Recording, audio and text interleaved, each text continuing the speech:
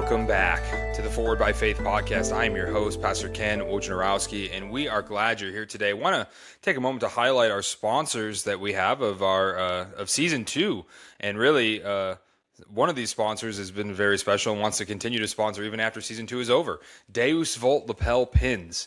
If you need lapel pins for whatever you're wearing, coats, jackets, hats, backpacks, Deus Vult Lapel Pins has you covered. He's got a ton that's already ready to go. Ooh, there we go, lapel pins. I like it. And if you want to make a custom pin, he would love to work with you on that. Code Forward by Faith 2026. That'll get you 10% off any purchase you make off his website. He's adding new pins all the time, but they go fast. So make sure you sign up for a pin that you might want so you get an email alert. As well, the other sponsors we have today is Steadcraft USA, building wonderful things for the kingdom, building things that last. And we also have Reliance Roof Troop, Christian Roofers Insiders. They are doing wonderful work in the tri-state, in the Chicagoland, Northwest Indiana area. And as well, one of my favorites, Bricks and Minifigs of Schererville, Indiana. Do you need Legos? Why not buy Legos from a Christian who runs a Lego store? Check them out on Facebook and on their website. Head over there and tell them we sent you. And finally, For the Kingdom Goods, making wonderful things at great affordable prices. Today's episode is a little bit of a deviation. We're going to be continuing in our Worship Matters series. However, as we get further into Worship Matters, we don't just talk about what we do in worship, but how we worship in all areas of our life. And today, depending on when you're listening to this, we have a guest who is very financially minded, and he is a good Christian brother. I've gotten to know him over this last year. Actually, I believe it's from the Dead Men Walking podcast bracket. So, Josiah Stowe, welcome to the Forward by Faith podcast. Thanks for coming on, brother. Yeah, thank you for having me, Ken. So obviously, if you're watching the podcast here, you're going to see the color scheme in his background. You're going to see the logo on his shirt. But in case you're listening, he is with Dominion. So, brother, why don't you tell us about who you are, what you do, obviously, with Dominion, and what Dominion is all about? Yeah, so my name is Josiah Stowe. I'm one of the partners and co-founders at Dominion Wealth Strategists, also Dominion Financial Planning. We'll get into that one later. Two companies very closely related, but I'm only representing the wealth strategist side here for the sake of compliance here today. All right, so born and raised in Northern California, up north where the Republicans are. I tell people I'm from the state of Jefferson, if they know the area, so I don't claim California. All right, up rural, northern Sierra Nevada foothills. So gorgeous area, nice place to visit, terrible place to live. And we talked about that when we were together in Louisville, and you showed me some pictures. What is it, like a 500-person town? Yeah, the Great Republic of Rough and Ready. I think I called it a tiny drinking village with a mining problem, which is essentially what it is these days, right? But I think there's maybe 600 people there now. It's a census-designated place, and we've got our secession dates. That's the major celebration that we have up in our little village, where we seceded from the Empire of the United States alongside the South, and then rejoined a month later because Nevada City, the nearby settlement, wouldn't sell us booze. So we've been celebrating that for 150 years or so. Oh, man. So this tiny little town seceded from America with the South during the Civil War. It did. And then realized, this is a mistake. Right. We can't make our own. We don't have a distiller in our tiny little boom town, and couldn't buy booze from the nearby town until we rejoined. So we submitted the paperwork. Unfortunately, it was never filed properly or received. So we were accidentally still seceded for nearly 100 years, if I recall, until someone discovered the clerical error. Wow. Not that it affected anything, because we were able to buy booze the next month. Off we went. What a story. What a hometown story. That's the Great Republic of Rough and Ready, where my grandparents had a little 18-acre gentleman's ranch with cows, sheep, and chickens, goats, and I helped run that place from the time I was 12 until I was 19 when I left and joined the Army. So again, big background there, but I'm not from the California that you're thinking of in your head, more than likely. We had the largest running rodeo in Nevada County. Very rural area. It was a 4-H FFA kind of town, not a beaches and surfboards kind of town. All right. So joined the Army at 19, spent 5 years as a chaplain's assistant, 56 Mike, for those of you who know the lingo, serving God and country in the U.S. Army Chaplain Corps as the combatant, but also the altar boy, the church secretary, the whatever the chaplain needs me to be in a given moment. He can't carry a rifle, so I was carrying a rifle and a pistol in Iraq. Don't know why I had the extra, pistol. Definitely not for him. Right, but here we are. So, and then ended up being the funds technician for all of Fort Campbell, Kentucky for the last 2 years of my tenure in the service. I got married to my wonderful wife, Katie, while on a soft deployment to West Point to train cadets. So I got married in Central Park and had my first son, Levi, while I was still in the service. Then exited gracefully, honorably, all that good stuff. Just did not feel like doing another contract. And got a job at the Southern Baptist Theological Seminary in their Department of Operations and Finance. So moved up to Louisville, bought a house at 2.5% interest, and now this is my home forever. Oh my goodness. Right. 2.5% interest. It's glorious, right? So here I am, now in Louisville. Pretty well, and I was attending the seminary as well. So tried to do the SEM track where you do bachelor's and master's concurrently, and burnt out after 3 semesters. I could not be a good husband, father, student, wore too many hats at the same time. That, and I was trying to take like biblical Hebrew and great books at the same time, which if anyone tells you like 13 classical novels and Hebrew, especially with Dr. Howell, who does not know how much homework ought to be given. Dr. Howell, that was an unreasonable amount of homework. All right, but anyway. He's actually one of my listeners, I hope. So there we are. Yeah, I hope so. So Dr. Howell, incredible professor. Too much homework. All right. But you did learn real quick. It's 13 weeks, and you learned, like, you were translating by the end of those 13 weeks. All right. So Biblical Hebrew was like my last class. Yeah. We're good. Or Biblical Hebrew 2, technically. Translating Ruth from the original documents was a little bit much. All right. And then ended up starting a financial services company. I went from organizational finance, working at the seminary, to personal finance. Numbers were smaller, impact was bigger. I went from saving the seminary $15,000-$20,000 by not buying another 3-headed espresso machine for their coffee shop because we don't need one just for decaf. I think we're okay with just using one head on the 3-headed espresso machine in the coffee shop. Right. Anyway, those were the problems I was dealing with, and then they'd find another way to spend $15,000. It didn't change much. Whereas if I could save a broke seminary student $50 a month, that was huge. I was just like, yeah, don't buy another commentary set. You're broke. Stop it. Don't go to the coffee shop I helped build. It's interesting you say that. So in seminary, like all other seminarians, I like coveted as many books as I could get. Oh, yes. As many books, like free books, buy books. I mean, I bought so many books. Now, granted, I took it off on my taxes because I was a student. Yeah. However, now I only buy commentaries that are actually worth it because I only have so much shelf space. Right. And I had to move. And do you know how many books, like, they're heavy? Yeah. I had nearly 2 tons of books shipped to me when my old pastor retired. So I've got Calvin's commentaries, Keelan Dillich, the pulpit commentary set, and I haven't even cracked those things. They do not come particularly in handy in my particular line of work anymore. Right, Gary North's 31 volume commentary set, economics, right? The economic commentary set that comes in handy.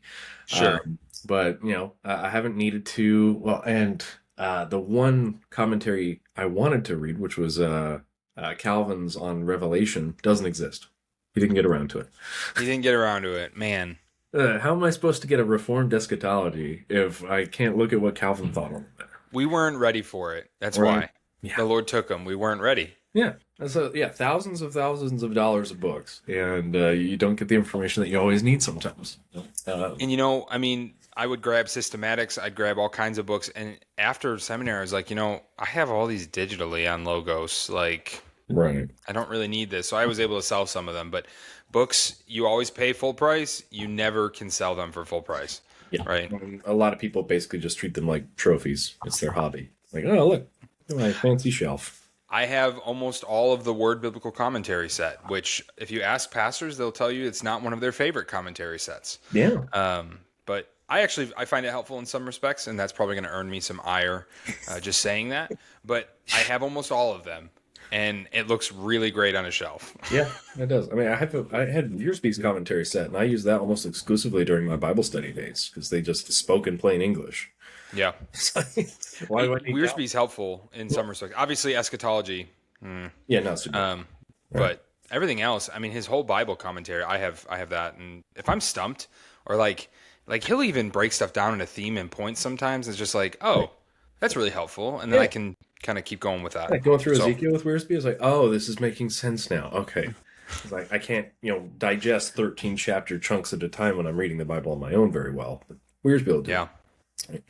Yeah. So again, lots of books. But getting into personal finance here, right, on this. Yes. A lot of my first clients were broke seminary students who were just trying to make ends meet. And, ring by spring, they were getting married with no job, no prospects. They were getting a degree that's costing them like $30,000, $60,000 in private student loans because they couldn't get federal ones at private institutions. And then they were trying to start a family with like a $45,000 associate's pastor salary. I'm like, okay, so I've got my work cut out for me. First things first, sell all your commentary sets. Like, pump the brakes. You don't need this luxury leather-bound set anymore. You need $1,000 cash in your bank account. So, and there's a seminarian somewhere who will buy it from you. Yes, there is. Right. So as the revolving door of books, as this commentary set passes hands, a dozen times. Yeah, at least you got to own it for a while. I hope you didn't put your name in it. All right. And so helping them out, I got a sort of a foothold in the finance world, helping the people who needed it most. Just a distinct lack of financial education, a sort of a not so subtle Gnostic asceticism where they believed that they needed to be poor in order to be faithful, and were like not taking any active steps whatsoever to provide for their families. Right? Or they thought, God will provide, as if he doesn't do that through means. So they ended up being, broke and like proud of their brokenness. Which was really difficult to overcome. I'd say that's still one of the major things that we're trying to overcome. And then just the only financial advice that most of them did get were either through someone like Dave Ramsey or someone who took Financial Peace University, which is just objectively terrible advice most of the time. So you're getting the one person that they could say, okay, well, I'm going to follow his advice. It was bad advice. They're not looking at what the Bible has to say about money. They're just looking at what, a couple of respected individuals have to say about money.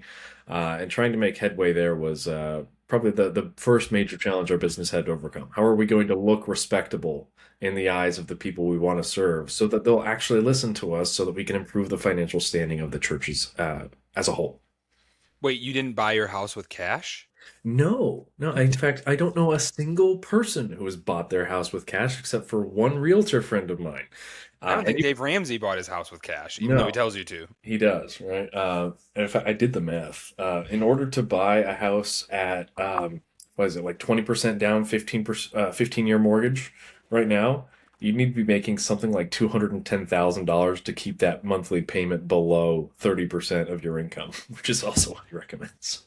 It's horrible. Yeah, I mean, it's not advice for the common man anymore. He's speaking directly to upper middle class, thinking that they're poor, and to him they are.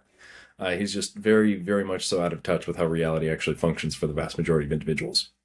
And so am I, on account of my what I call my great filter. As a financial consulting company, typically it's the people that I'm marketing to and the ones who can recognize they have a need who end up booking us and taking advantage of our services. So the budgets that I'm looking at all day, every day, not all of them are well put together or particularly, let's say, glorious in their exactitude. And it's the people who recognize they have a need, which in the church is typically those who really, really need it, that have been pushed pretty hard. We do get the occasional client who's just like, hey, I'm doing well, help me optimize. But the vast majority of the time it's, we're going to get on to couponmom.com right now and help you scrounge the $5-6 that you can at the grocery store together. You're going to get a Shell gas card today, get 5 cents off a gallon. We were needing to nickel and dime it on account of, if you won't increase your income, at the very least, we can try to min-max your expenses. And sometimes you need help with that, right? Sometimes you just can't see it. and you Mhm. need someone to look in and help with that, right? Right. Yeah. Something about in fact, the Bible even says something about being really easy to find the speck in someone else's eye, kind of hard to see the log in your own. So bringing someone in to just take a look and find the specks, sometimes Yeah. find a log.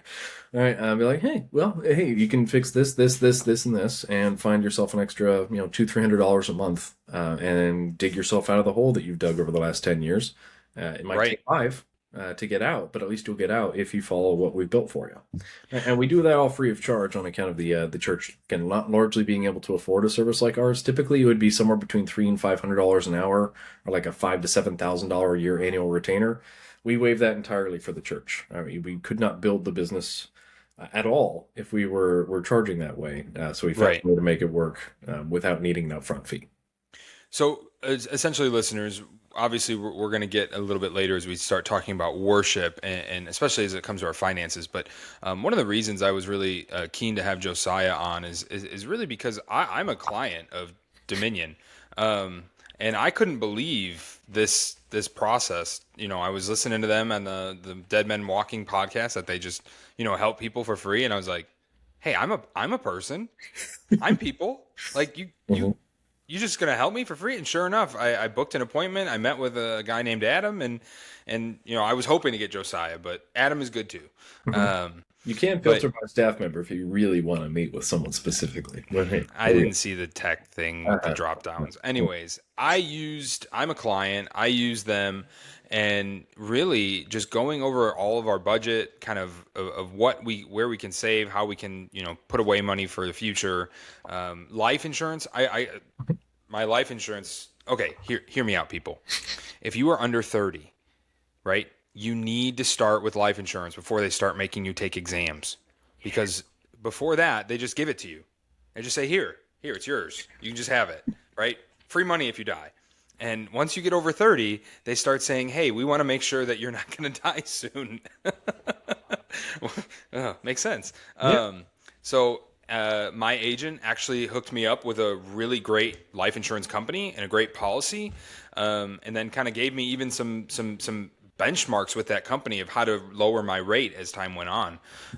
So it's been a really awesome experience, and I still connect with my guy Adam here and there as we go over things. But so that's why I wanted to have Josiah on. We'll put all of his stuff, all the company stuff in the links below. So you guys, if you want to see what they do, or if you want to book a free consultation, this isn't like a infomercial thing where you book the free consultation and then the fees come later, right? Really don't. Yeah. We actually we used to advertise that it was free on a couple of the platforms that we did sponsor, and then we got a lot of people who didn't have any money at all, and so now we just kind of let that be a surprise. Although I'm spoiling it now, but yeah, it's a free consult. Come meet with us. We'll fix your budget. Typically, we find the average family $500 to $600 a month they didn't know they had, and that's just the first step.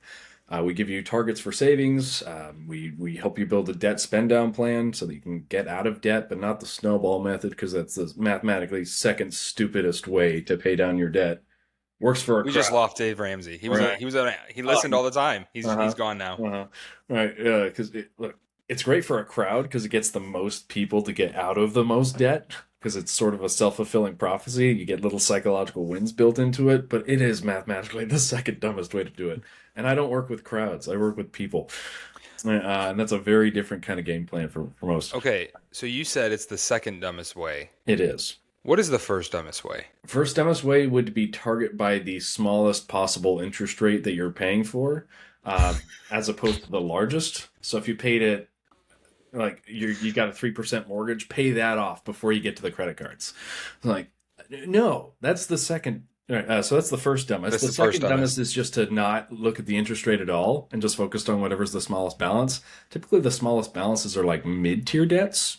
Right? They're like your 8 to 14%, like personal loans, your kitchen renovation.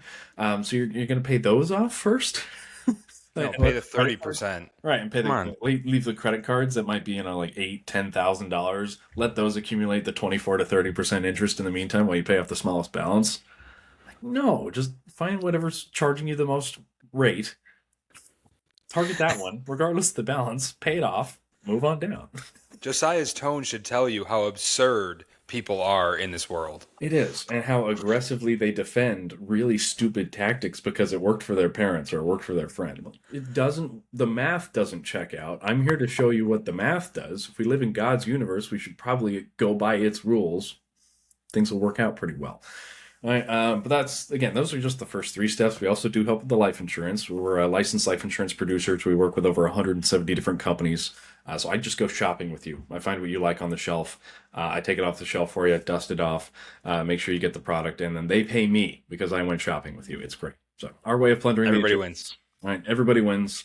That pays our marketing bills and a whole bunch of other things. So get that all squared away and we're done. Right? That's the sort of mechanism that feeds everything. So if you don't need life insurance, we still take care of you. But if you do need life insurance, you're taking care of us too.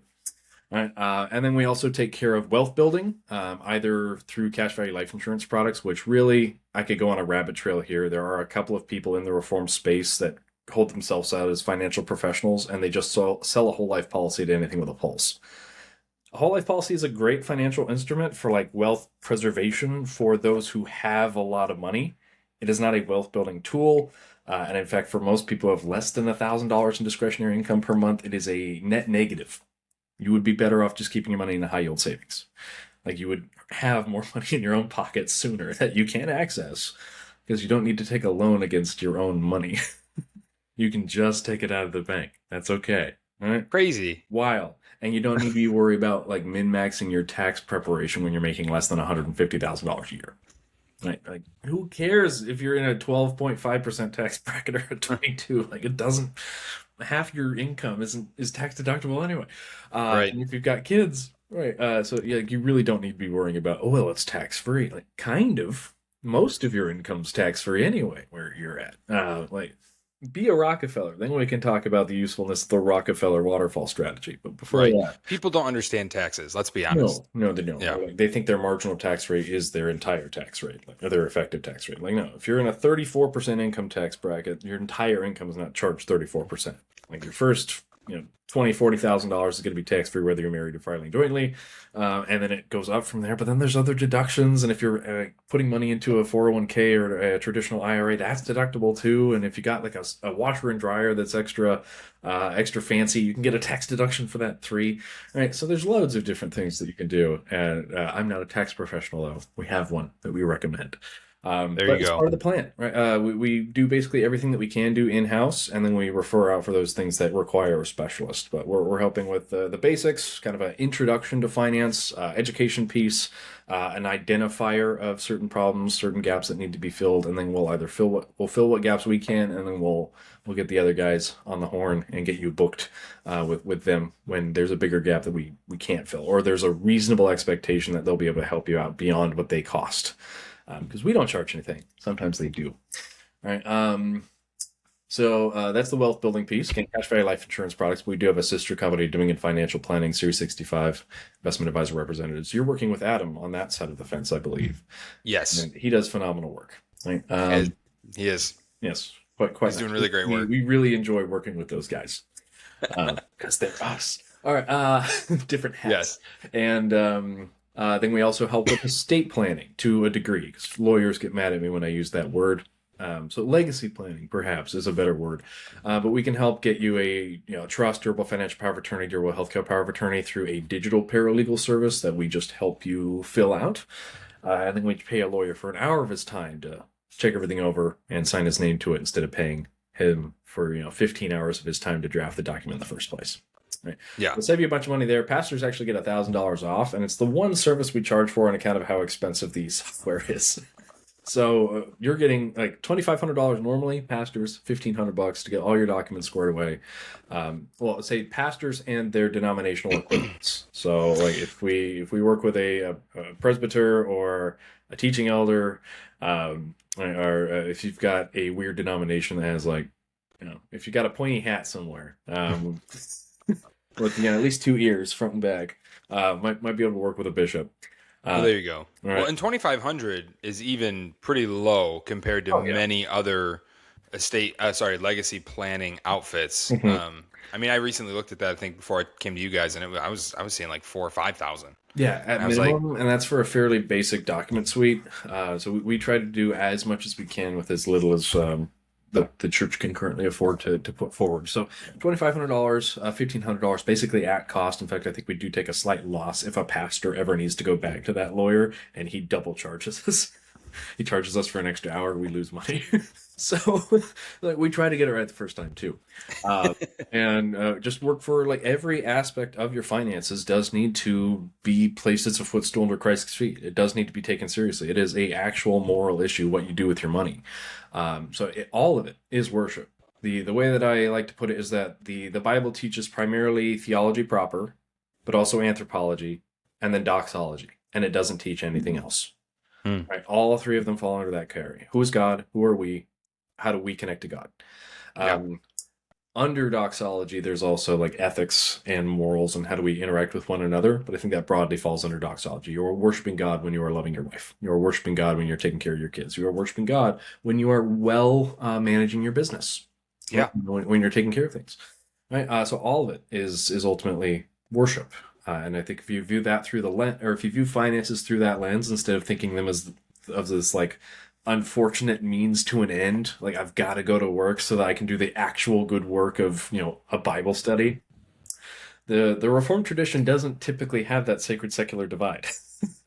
Which is lovely. The Protestant work ethic, where maybe we can also do plowing the fields to the glory of God. Like, yes, you can. Yes, you can. That's actually a good moral thing to do, not this dirty earthly work that you do for the sake of the good and moral and intellectual work. Not that seminarians don't implicitly already do this. We're like, well, I've got the highest calling in the world. I'm going to go be a pastor. And you, in business? No. Right? There's a little bit of a implicit elitism where seminary professors make other really good seminary professors. No way. Yeah, you create what you are, and not so good like pastors who actually touch grass. Especially if at Southern, not that I've got a bone to pick with them because they're a phenomenal institution, but they had the seminary track program where you do your bachelor's and master's concurrently because there's a lot of overlap in the material. It's a 5-year program. So you could presumably have someone who joins the seminary at 17 and has a master's degree by 22 years old. Ooh. Right. And it's no bueno. Trying to get into the pastorate. And some people might say, the Southern Baptist Theological Seminary, master's in divinity? Sure. Or it's usually like a master's in science and theology, right? But they've got a master's degree, sure, we'll bring them on. And it's a 22-year-old who maybe was a pastor's kid and who has never lived in the real world his entire life.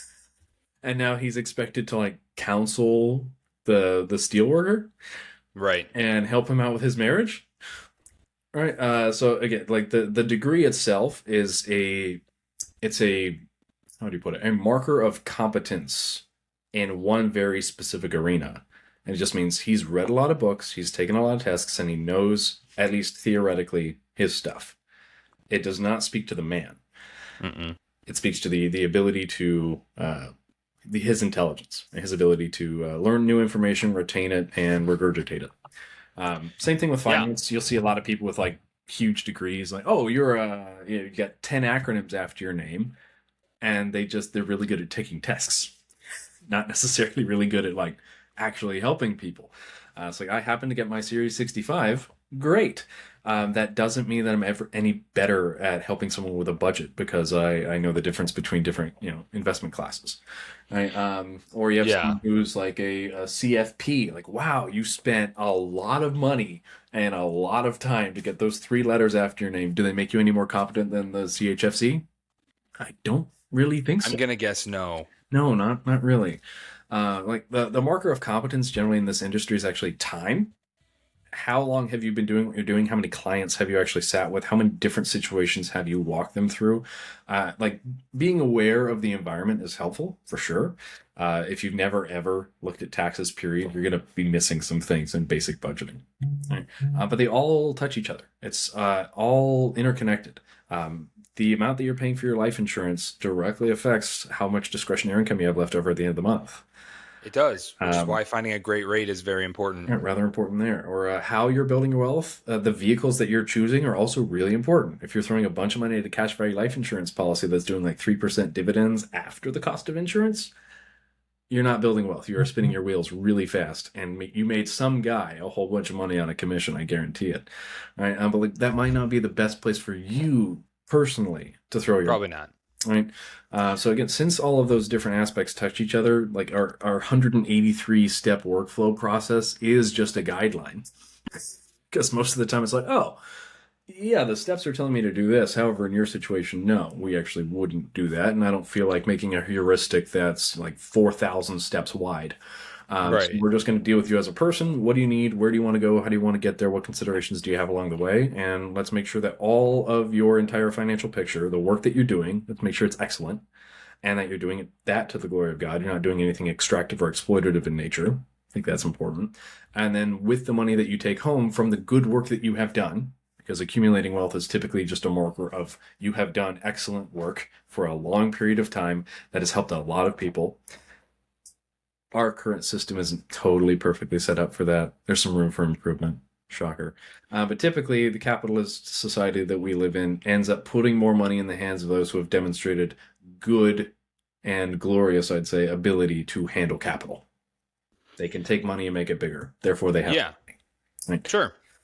So you've kind of weaved in and out a little bit as we've started to kind of touch on this idea of worship and how everything we do is worship. Mm-hmm. So can you maybe dive in? Maybe some of our listeners understand, obviously, that giving, we give back to the church, we give to missionaries, we give to church planners, and we do worship in that way. But what would say your philosophy be on worshiping our God with our finances fully? Yeah. Fully would be taking every dollar captive, right? In the same way that we take every thought captive. So if your thought life is going to be pure, it's going to be largely heavenly, but also toward the earth with regards to your responsibilities and excellence in all things. Same thing with your finances. That's just a aspect of who you are, what you do, how you operate. It is an aspect. It's one of the chosen means that God has for us. In fact, in the garden, in the creation account, it talks about the land of Havilah, where there's good gold and onyx and precious stones there. There's two people on the face of the earth, and we're already talking about a medium of exchange. Right? So like economics is baked in to the creation framework. It is something that needs to be brought captive to Christ. And typically make as much money as you can reasonably make without failing other responsibilities. Because a man can be so involved in his work, he forgets to be a good husband and good father. Right. There's sort of a prioritization there, right? It's a man needs to have God as his first priority, regardless of what like his familial responsibilities are. A man cannot choose his family over God, right? But then his wife immediately after that. Even above himself, his wife is more important than himself. His kids are potentially more important than himself, depending on your framework, right? But you can't take care of your kids if you don't take care of yourself. Right? So it's you as a household expanding outward, and your responsibilities, Ordo Amoris style, are bigger, stronger, and take more of a priority than those things that extend outward. So your business, I would actually consider as more central to who you are as a household than your church. The people who rely on you for an income, their livelihood, that is a morally superior. It takes moral priority to take care of other households than it does to take care of the church community. Well, and that's interesting you say that. Church organization, we might say, like the actual administration of the community, your tithes, right? I think is a lower priority than, say, your business. They need your money for their livelihood. The church needs your money for keeping the lights on, I suppose. Well, and obviously, lights on. There's other things. There's a lot of other things in there, right? Obviously. However, the family is, the father is supposed to be the pastor of the home, right? So your first priority is to your family, right? You need to be able to make sure you can take care of them, provide for them, those kinds of things. So that's your kind of your first ring, right? You work concentrically outward. We also work with a lot of clients who are supporting multiple missionary families and aren't tithing to their church. This is a disordered finance here. You need to let that missionary know, terribly sorry, but we cannot be supporting you financially anymore. You'll have to find another donor. I also think missionaries should be fully supported by their sending church. A church should have enough money to pay in their entirety the pastor that they are sending out to plant the church, instead of making the missionary beg, borrow, and nearly steal in order to support his own ministry. Tell us how you feel. right? And again, working with the North American Mission Board, I'm like, you have all this money and you're giving them like $20,000 a year in Italy, where that doesn't go nearly as far as you think it does. Okay, all right. So you might want to rework things a little bit. And churches send churches. Parachurch organizations don't send churches, right? Church needs to be planted by a church, not a paraministry. Anyway, thoughts on that. But we do need to work concentrically outward. So if you're not taking care of yourself, you cannot pour from an empty cup. If everyone is a widow giving her last two mites, the church ends up with nothing but mites to spend. Like, we need income generators in the church. Money needs to happen. And that's actually a good and glorious thing if you're one who is able to earn, able to bring in lots of money to the church. Like, that is a legitimate service that you're providing. And it's by your sacrifice of all the money that you are providing for the church that other things can get done. Other people can do those less productive things, those less economically productive things that we consider more morally excellent. Right? Like, your pastor isn't typically laying bricks or refining steel, right? Or doing anything productive in the sense of taking God's creation and making it into something that supports human flourishing. Right? He's doing what I would call like a third or fourth order excellent thing, which is the making life worth living. Right? But like the creation and preservation of human life itself. Then we would move on to something like the preservation of human life, right? Like the medical field, and then on down to like make life worth living. The common or the I'm writing a book on this, so I'll spoil some pieces. Oh, fun. A moral order of work, moral excellent work, a hierarchy of like, what to do. And the easiest way I've found to explain it to people is, imagine there's a man being attacked by a bear. Everyone can viscerally get involved in this. The most morally excellent thing you can do is not to pray for the man. And that's great to do, maybe while you're running.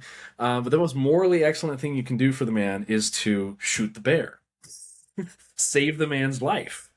Right? So the preservation of life is the most morally excellent thing you can do. So as you're, I don't think most people view the world through heuristics, but as you're making the decision-making process, you're seeing this man who needs help. The first thing that you can do is save the man's life. Right?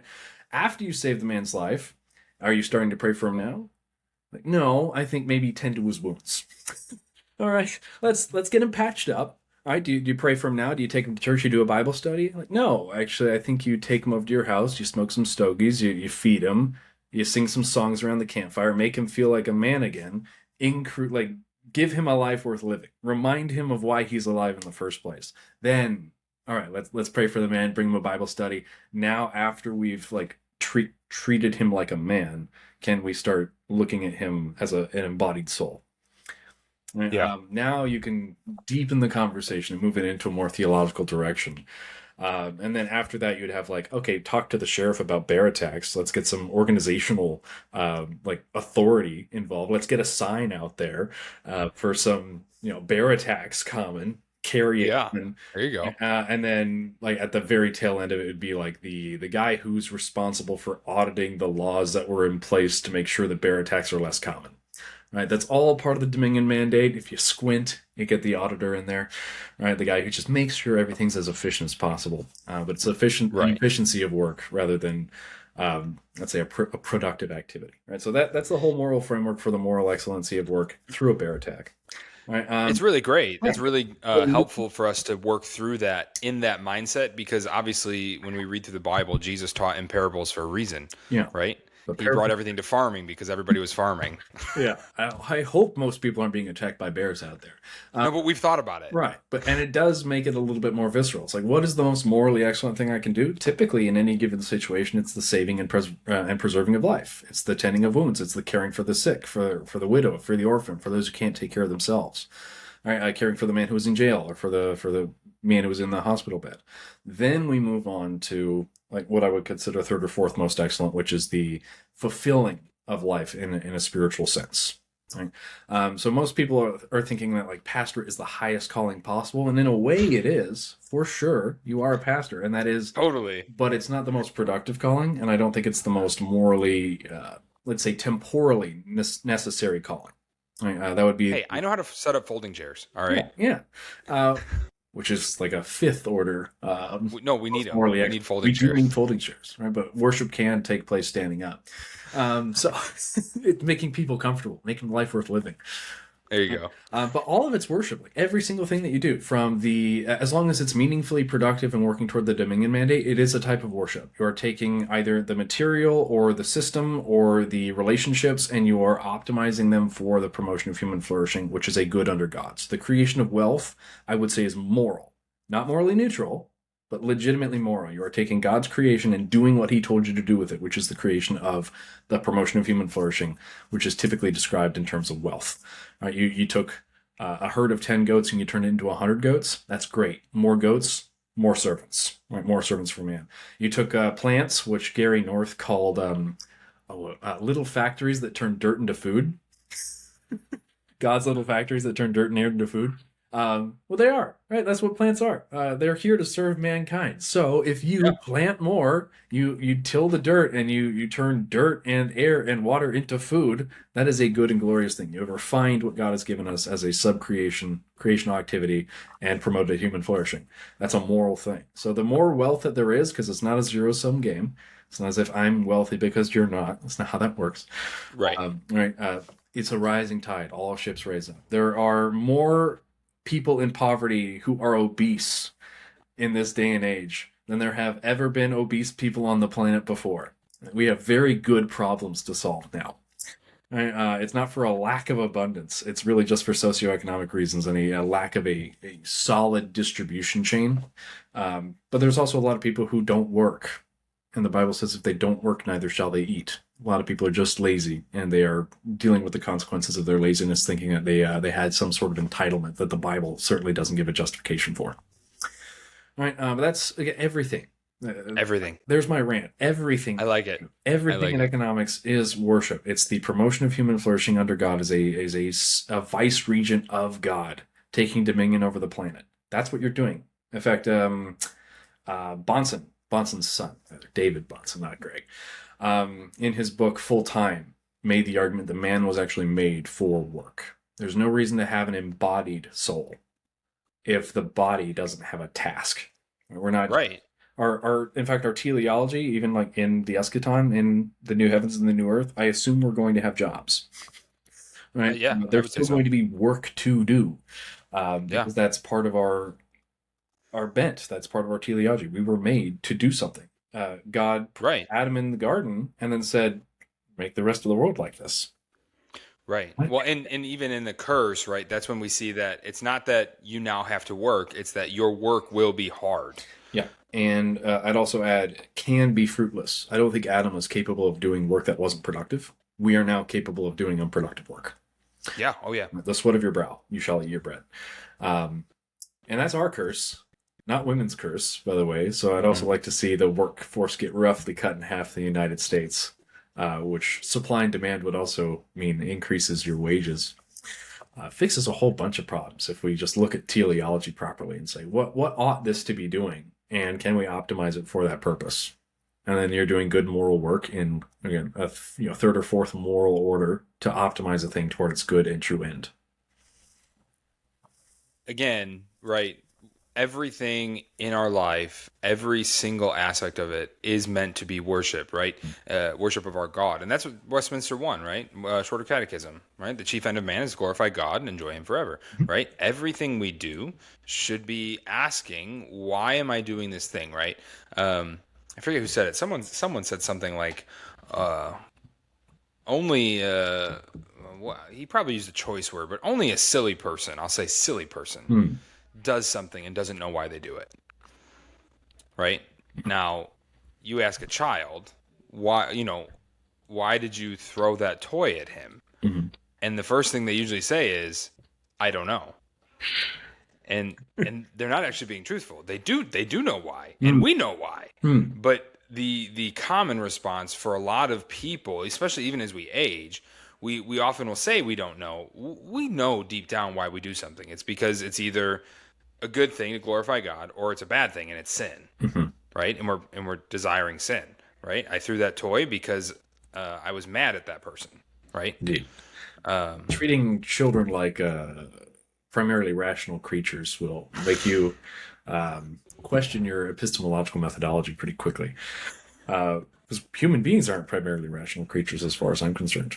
Right? No, we're really not. And there's two different kinds of epistemology. The Reformed Church has a really good grasp on, let's say, academic epistemology, or like justified true belief epistemology. This is true because here's this logical flow, here are the antecedents, here's the conclusion. Whereas someone like I think the Eastern Orthodox has a really good handle on the other kind of knowledge, which is experiential. I know it because I live it. The Reformed Church could learn a thing or two from that. So asking your kid, hey, why did you hit your brother? You're looking for a reason. They knew some feeling. They had some lived knowledge. I hate my brother. Right. He needed to be hit. I don't know why he needed to be hit. I can't justify in my head why he needed to be hit, but I knew he needed to be hit, and so I hit him. And so we're trying to force them into this. But let's also logically explain that. What were your reasonings, if you had them? Very often. Right. If you could. Very often they don't. Why? Right. Yeah. Oh man. And seeing it through that lens, a lot of people treat their finances in the same way. They do, but they don't know why. They don't have a reason per se, or they don't have a reasonable explanation queued up. A lot of them are just doing what their parents have done. They experience that this is what money does. This is how money works.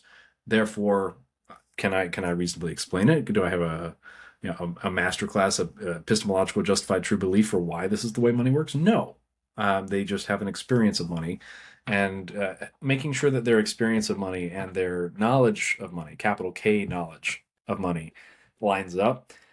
That's my basic pedagogy when I'm trying to teach them. Like, here's what you think money does. Here's what it actually does. And if you change your behavior, this will be the new outcome.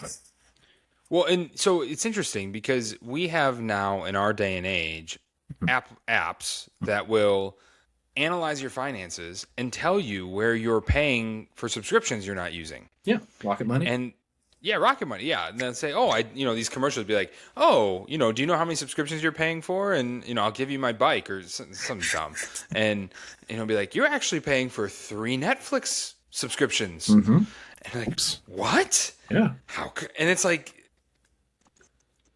are you serious? Mm-hmm. Like, well, Rocket Money can help you cancel those and get you your money back. Or you know what? Mm-hmm. You could go and cancel those, and you could make sure you're not paying for 3 subscriptions to one service. Yeah. Know well the condition of your flocks. Kind of a biblical principle there. You can't grow what you don't know you have. And if you're just letting people steal your sheep all the time, don't be surprised when your herd is smaller. Hey, there you go. I mean, what would you say, like 30, 40, 50 years ago, it would be absurd to think that someone would be paying for 2 subscriptions to something. Right. Well, obviously subscriptions, but the idea of paying for something twice, whereas nowadays someone watches that commercial and they go, maybe I am paying for 2 subscriptions to this. Mm-hmm. I better download this app because I'm, incompetent. Right. Let's add more complexity to your financial situation. I'm sure that'll fix you just need another tool, another app, another AI tool that's going to tell you exactly what to do with your finances. Most of the time, just call Dominion. Yeah, just call us. We're people, and we're dealing with people all the time. We'll take a look at your finances. We might recommend something like Rocket Money so you know where your money's actually going. And then what to do next? I don't think there's a single app on the planet that can reasonably guide every single human being through what they ought to do next. Reasonably guide. Right. Well, that mostly because people, if we're telling you what you ought to do next, that's a moral question. Almost no finance tool that I know of, because computers can't make moral decisions, by the way. So using an app to tell you what you ought to do is actually wrong. You, as the moral agent, need to be the decider of what you ought to do next. You can use a tool to show you how to do it, but not what you ought to do. Another big Butlerian jihad question. Let me break out my Orange Catholic Bible and tell people what they ought to do with AI. Anyway. He's going to tell us. We're going to have a study committee on it. But They're going to tell us. It's a tool that's supposed to augment your capabilities, not a moral agency.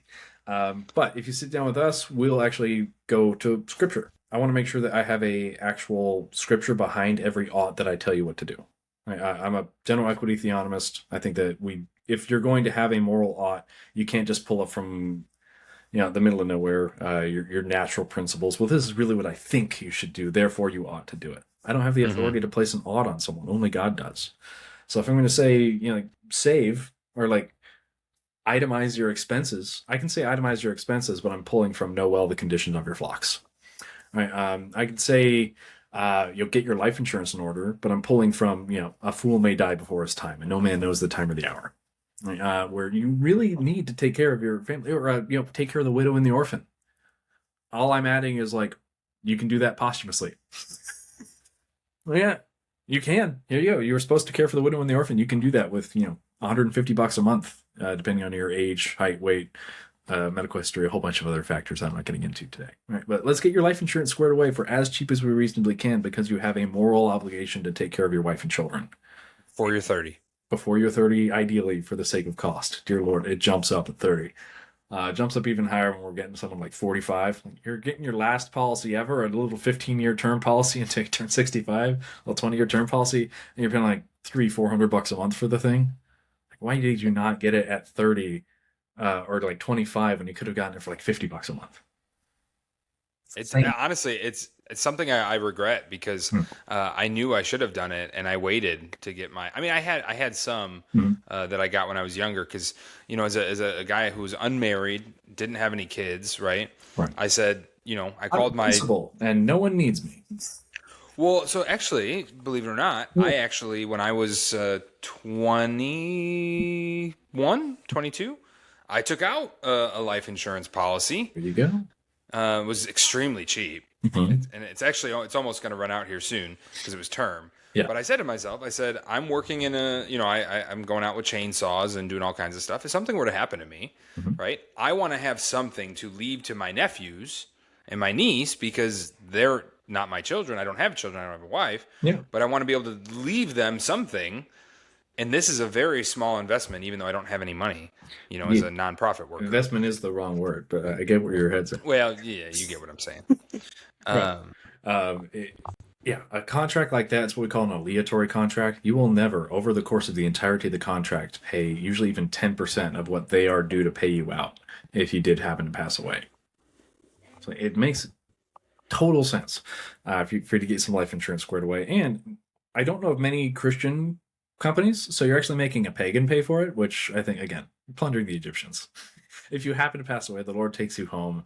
Great. The church is enriched, at least monetarily. We lose you, but we don't lose the economic value that you would have represented. And again, I do think that is a good, very good moral thing to do for the sake of your family. But that's, again, one piece of the puzzle. We deal with like 7 different arenas: budgeting, debt management, savings, life insurance, wealth building, wealth preservation. It's all security and loss prevention when you think about it in the end. But just making sure that all the money that passes through your household, that more of it passes through, ideally, right? Let's increase your income if we can. That's reasonable. Usually aim about 30% higher than wherever you think is comfortable, because it's easy to drop down in terms of income. It is hard to climb. So climb a little higher than you think you need to. Right. And then if you can always put more money away. You can always put more money away, right? And he who thinks that he can't be trusted with more money, fine, then give it away. You're always allowed to do that. Oh, I've got too much money in my pockets. The church is not dealing with that issue almost exclusively. They're not saying, oh no, what do I do with all this extra cash? It's, how do we stay above the poverty line for another 2 months? Because I don't see that happening. Right?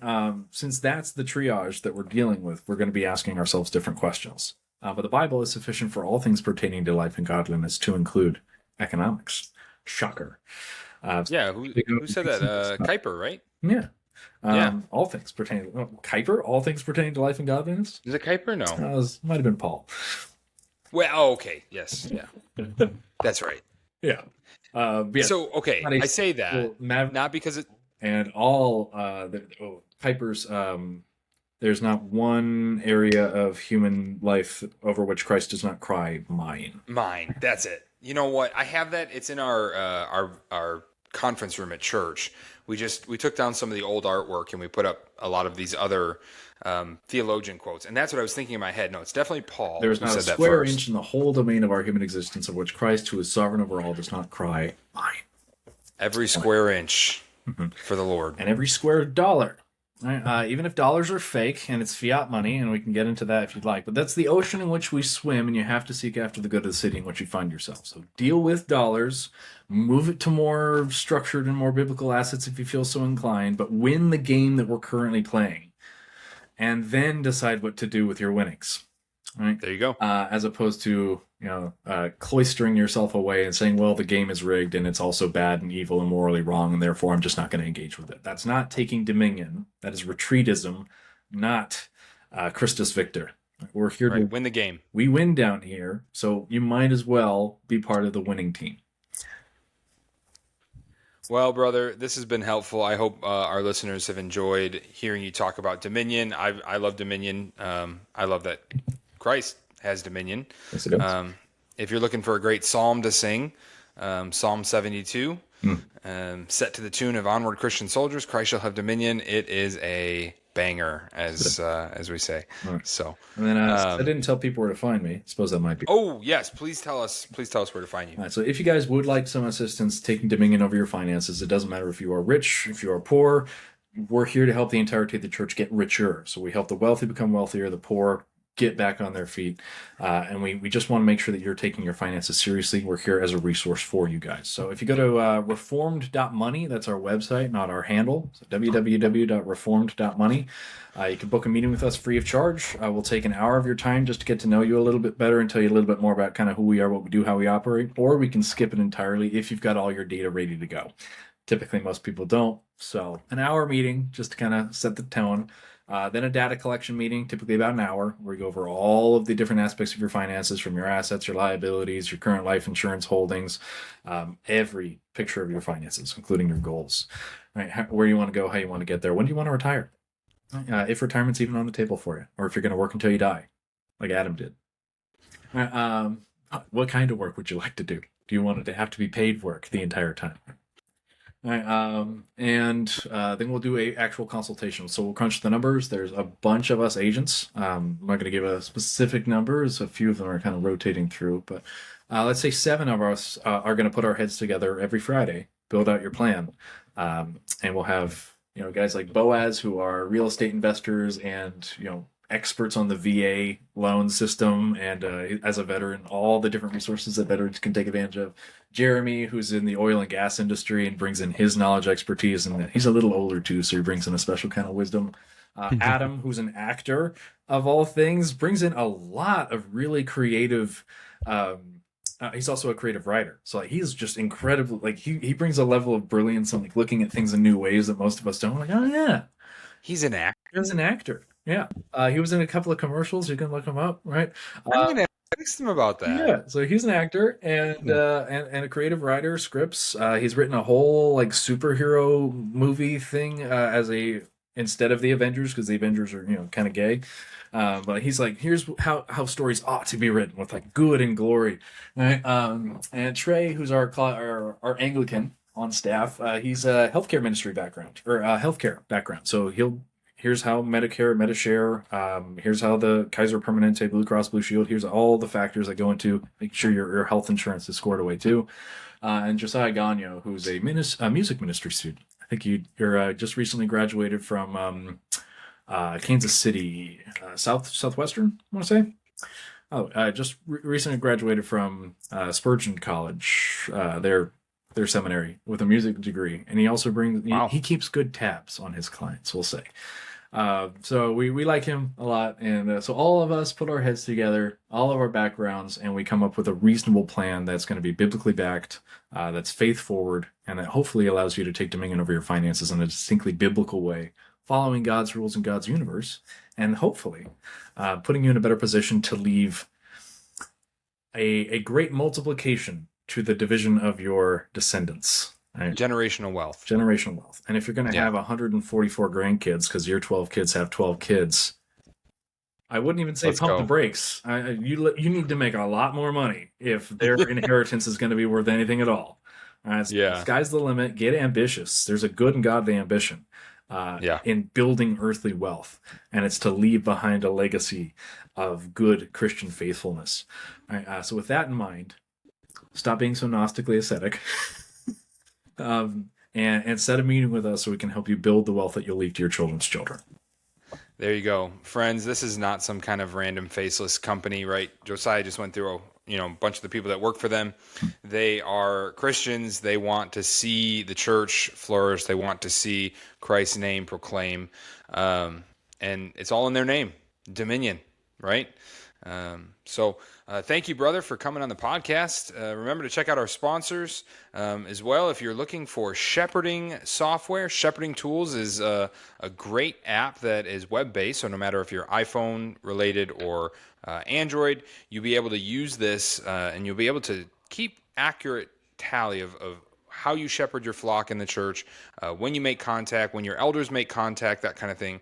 There'll be links in the descriptions for all of our sponsors. Thanks again, brother Josiah, for coming on. Appreciate it. Giving us some good wisdom on how to spend our money. Thanks for having me. It was a pleasure. Thank you, brother. Have a good night. You as well.